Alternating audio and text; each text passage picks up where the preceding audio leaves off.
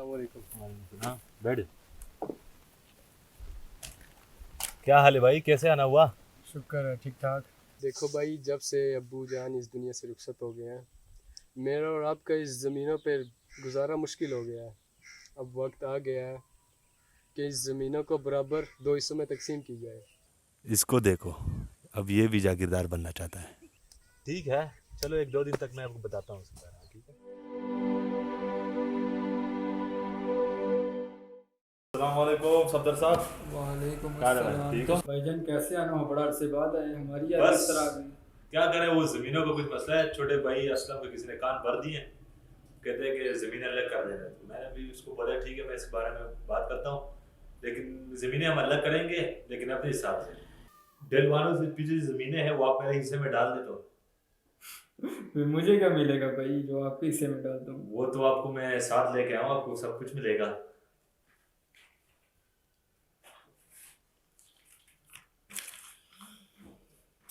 अगर आप चले इतना कह रहे हैं तो कर ही देते हैं।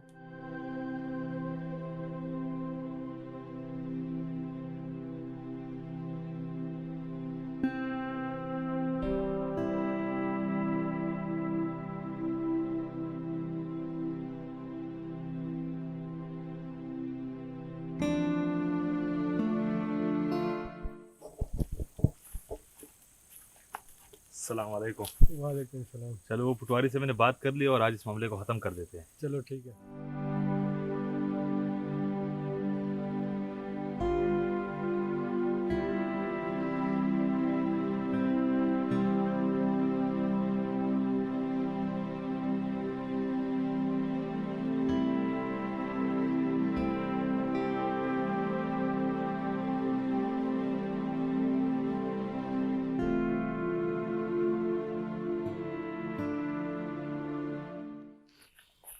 अस्सलाम वालेकुम भाईजान। वालेकुम सलाम। क्या हाल है ठीक भाईजान? ठाक, आप सुनाओ। अल्लाह का शुक्र भाई, आप तो बड़े सुकून से बैठे हो। क्यों, क्या हुआ है? ये आपके भाई ने तो आपके साथ धोखा कर गया। क्या बकवास कर रहे हो? क्या भाई धोखा जो किया? डिलवान के पीछे सारी जमीन है, बड़ा प्लाट है, वो सारा आपके वालिद साहब का था। कौन सा यार? उसके बारे में मुझे कुछ नहीं पता। क्या भाई, सबूत है आपके जब पास? लिया था तो आप बहुत छोटे थे, आपको इसका यार कोई आज छोटे थे, सबूत है आपके पास? है? सबूत है मेरे पास। इधर दिखाओ मुझे। ऐसे तो नहीं दूंगा। तो पहले कैसे कोई दोगे? खर्चा वगैरह दो भाई। यार खर्चा वगैरह तेरा, ये पकड़, इधर दे आप।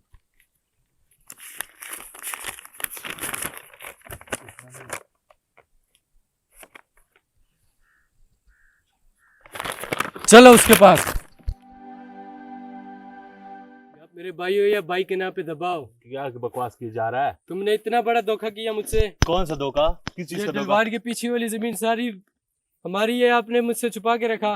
किसने बताया आपको? क्या सबूत है आपके पास? जो ये जो सफदर के साथ आपने गाड़ जोड़ की है ना, ये है आपका।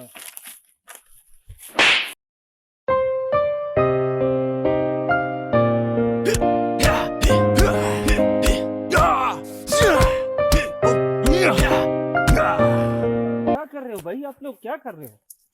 इधर आ, इधर आ, इधर आराम से, आराम से। एक मिनट, एक मिनट।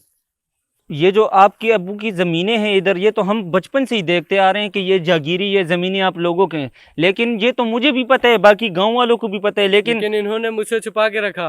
कौन सी ज़मीन आपसे छुपा के ये रखी? दिलवार के पीछे वाली जमीन के बारे में इसने मुझसे छुपा के रखा। मैं बात करता हूँ, ये मामला झगड़ों से ख़त्म नहीं होते भाई। ये बड़ा मामला है ज़मीन का, ये जिरगे में ख़त्म होगी। तो आपको जिरगे की फैसला आपने कबूल करनी है और अभी झगड़ना नहीं है, ठीक है? गाँव वाले क्या कहेंगे? जावेद साहब, आप तो बड़े भाई हैं ना, आप गुजारा करिए। ये जमीन का मामला ये है। असलम मेरी जमीन पे कब्जा करना चाहता है कि ये मेरी जमीन है। मैंने अपने पैसों की ली थी, मैंने अपने पैसे खर्च करके ये सारी जमीन पीछे वाली ली थी। ये जमीन मिट्टी है, हम इससे पैदा हुए और इसी में जाएंगे। ये सब कुछ तो रह ये मुझसे जाएगा। झगड़ने आया है, मेरी मेरी बात जमीन पे सुने, लड़ रहा है मेरे साथ। वो आपका अपना भाई है, आप जमीन के ऊपर आप अपने भाई से लड़ेंगे? आप तो बड़े हैं। बड़े हैं, लेकिन इनकी बात करने का तरीका गलत है। कहते हैं मेरी जमीन है, मैंने अपने पैसों के लिए, उसमें मेरे अब्बू का कोई लेना देना नहीं था इसके साथ। अच्छा, वो पटवारी सफदर ने जो उसको सबूत दिखाई है, तो वो भी असलम की बात भी ठीक है। आपने क्या किया है? असलम की बात ठीक है, लेकिन मेरी जमीन तो मेरी अपनी थी। जमीन आपकी अपनी थी, लेकिन वो ये जो सारे मामले हैं ना, ये इधर खत्म नहीं होते, झगड़े से ये नहीं होंगे। आपको जरगे की फैसला कबूल करना होगा भाई। मलक साहब ने, लेकिन जमीन मेरे मलक नाजिमुद्दीन साहब ने पूरे गांव के मामला तय करने होते हैं। ये मामला भी उधर तय हो जाए तो आप लोग झगड़े से बच जाओगे। जिरगे का जो फैसला होगा वो आपको कबूल करना होगा। चलो अगर इस तरह बात बनती है और तो जरगा फिर मुझे कबूल होगा। असलम साहब, आपको मैंने पर्सनली यहाँ पे इसलिए बुलाया ताकि आप छोटे हैं। देखिए, आपने अपने मामलात को अगर इस तरह से आप इसको कवर करेंगे तो वो बनेंगे नहीं, वो बिगड़ेंगे। ठीक है, जावेद साहब ने गलत किया, पटवारी के साथ गठजोड़ करके उसने रिश्वत दिया, लेकिन सबूत लेने के लिए तो फिर आपने भी रिश्वत लिया ना। आपने मुझे खुद बोला। मैंने रिश्वत इसलिए दी ताकि मेरे सामने सच्चाई आ जाए, मुझे सब बातों का पता लग जाए, इसलिए मैंने पटवारी मांग रहा था तो फिर मुझे देना पड़ा मजबूरन। ठीक है, देखिए मैं आपको ये कहूँगा कि देखिए आप छोटे हैं और उसने गलती की है, लेकिन फिर आप उसके पास चले गए और वो जो हाथापाई और वो झगड़ा आप लोगों ने किया, तो आप छोटे हैं। रिवायात को बरकरार रखते हुए आपको उनसे माफ़ी मांगनी चाहिए। जब आप माफ़ी मांगेंगे तो आपके भाईचारे की मोहब्बत जो है वो बढ़ेगी और इससे वो मेरे ख्याल में अल्लाह भी उसके दिल में डाल देगा, तो वो ज़मीन आपको दे देगा। ये मुझे मंजूर नहीं है यार, क्योंकि भाई से मुझे कुछ भी होने की तवक्को थी, लेकिन ये जो इसने मेरे साथ धोखा किया ना, ये मुझे मंजूर नहीं है। वो ज़मीन मुझसे मांगता, मैं इसको ऐसे ही दे देता, लेकिन इस धोखे की ज़रूरत नहीं थी।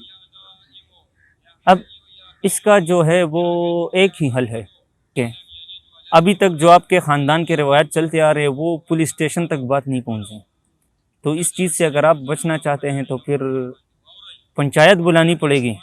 ठीक है, मुझे कबूल है पंचायत का फैसला। बिस्मिल्लाहिर्रहमानिर्रहीम। हुआ कुछ यूँ था कि असलम और जावेद दोनों भाई हैं और इनके जो वालिद साहब हैं वो मेरे बड़े अच्छे मोहसिन बड़े अच्छे दोस्त थे। इत्फाक से ये हुआ कि मरने से पहले उन्होंने अपनी ज़मीनों का जो बंटवारा था वो नहीं किया। वो इसलिए नहीं किया क्योंकि उनके घर का जो माहौल था वो इतना मतलब वो पुरसकून था, बच्चों में बड़ा इत्फाक था, जिसकी वजह से उन्हें इस चीज़ की ज़रूरत नहीं पड़ी। तो क्या हुआ कि अचानक जो बड़ा भाई था उसने छोटे भाई की ज़मीन, मतलब ज़मीन तो इनकी मुश्तरका ज़मीन थी, वो जाके पटवारी के पास चला गया और वहाँ पटवारी को जाके उसने रिश्वत दे के कोई इनकी एक ज़मीन थी जो वो उसने अपने नाम पे करवा ली। वो ज़मीन इन्होंने जनाब उसने बड़े भाई ने अपने नाम करवा ली, हालांकि उसको ये चीज़ ज़ेब नहीं देती थी। घर का मतलब बड़ा भाई होना, जो बड़ा वालिद के बाद जो बड़ा भाई होता है वो एक वालिद की हैसियत रखता है, लिहाजा उसने इस चीज़ को मद्देनज़र नहीं रखा और अपने भाई के साथ वो फ्रॉड कर गया। जब छोटे भाई को पता चला कि उसने मेरी जो ज़मीन मुश्तरका जो ज़मीन है उसने बेच डाली है, तो वो फिर इधर उधर अपने अजीज़ व अरकाब के पास गया, दोस्तों यारों के पास गया, या उसके जो वालिद साहब के जो दोस्त थे उनके पास गया कि मेरे भाई ने मेरे साथ बड़ी ज़्यादती की है। तो फिर यह है कि उसमें जिरगा बुलाया गया। तो जिरगे में यह है कि हम ये चाह रहे हैं कि इन भाइयों का आपस में किसी तरीके से इस चीज़ का आपस में सुलह करवाएं ताकि ये कम से कम अपनी जगह पे वापस आ जाएं। और अच्छा, असलम बात यह है कि सबसे पहले तो मैं आपको ये इस चीज़ का जो ना वो कसूरवार ठहराता हूँ, क्योंकि आप अपने बड़े भाई के पास क्यों गए हैं। हालांकि ये स्टार्ट तो आपने लिया है, इस चीज़ की ज़रूरत भी नहीं थी, और फिर जब आपने बड़े भाई के पास गए हैं तो उनको रास्ता तो आपने दिखाया है, पटवारी वाला, अदरवाइज़ तो उन्होंने इस ज़मीन को बेचना नहीं था। आप खुद जाके उनको एक रास्ता दे रहे हैं कि जी ये मतलब ये सारा सिलसिला करना है। उन्होंने तो इस चीज़ को उसका फ़ायदा उठाया है ना। कि देखें, गलती जो है ना जावेद की ज़रूर है, लेकिन इसमें रास्ता दिखाने वाले तो आप हैं।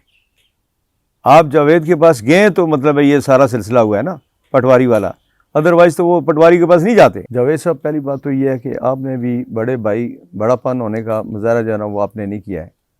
ये देखें, आपने छोटे भाई को भी एक साइड पर करते हुए आप पटवारी के पास गए हैं, उसको रिश्वत दी है, रिश्वत दे के आपने ये सारा सिलसिला अपने नाम पे करवा लिया।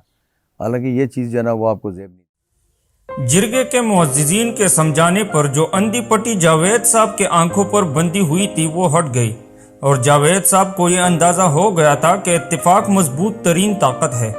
इसी के साथ जावेद साहब ने ज़मीन के वो कागजात जो उन्होंने तकसीम के दौरान बनाए थे वो फाड़ दिए और कहा कि ये ज़मीन अब मेरे मरने के बाद तकसीम होगी। दूसरी तरफ असलम साहब भी दिल के मेल को साफ करते हुए उठे और अपने भाई से गले लगाकर झगड़े के इस गड्ढे को ख़त्म कर दिया। طمنيني قولي كلمة وفهميني رد